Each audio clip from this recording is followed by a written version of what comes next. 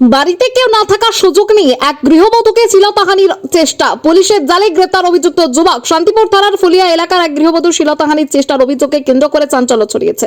অভিযোগ, স্বামী বাড়িতে না থাকার সুযোগে প্রতিবেশী এক যুবক গভীর রাতে ওই গৃহবধূর বাড়িতে ঢুকে জোরপূর্বক শ্লীলতাহানির চেষ্টা করে। ঘটনার সময় গৃহবধূ চিৎকার করতে শুরু করলে অভিযুক্ত যুবক সেখান থেকে পালিয়ে যায়। পরবর্তীতে স্থানীয় প্রতিবেশীরা একত্রিত হয়ে ওই গৃহবধূকে নিয়ে শান্তিপুর থানায় লিখিত অভিযোগ দায়ের করেন। অভিযোগের ভিত্তিতে দ্রুত পদক্ষেপ নেয় পুলিশ, গ্রেপ্তার করে অভিযুক্ত যুবককে। ঘটনা তদন্ত শুরু হয়েছে এবং পুলিশ পুরো ঘটনাটি খতিয়ে দেখছে। এদিকে ঘটনার খবর পেয়ে এলাকায় পৌঁছন বিজেপি নেতা এবং কর্মীরা। বিজেপির পক্ষ থেকে জানানো হয়েছে, এই ঘটনাটা অত্যন্ত নিন্দনীয় এবং কোনোভাবেই মেনে নেওয়া যায় না। দলের দাবি, আরও তারা এখনো এই ধরনের অপরাধকে প্রশ্রয় দেয় না কখনোই।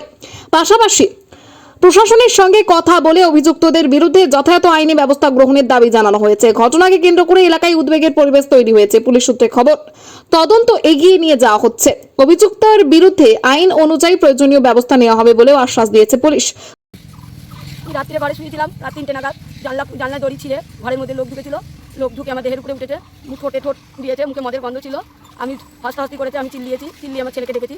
ছেলেকে ডাকার পরে ছেলের ঘরের দরজা চিটকিনি দিয়ে দিয়েছিল, আমার ঘরের দরজা চিটকিনি দিয়ে দিয়েছিল বাইরে থেকে। ছেলেকে ডাকার পরে আমাকে আস্তে আস্তে কানের মধ্যে বলেছে, চিল্লাস না, চিল্লালে গুলি করে দেবো, এই কথাটুকুনি বলেছে।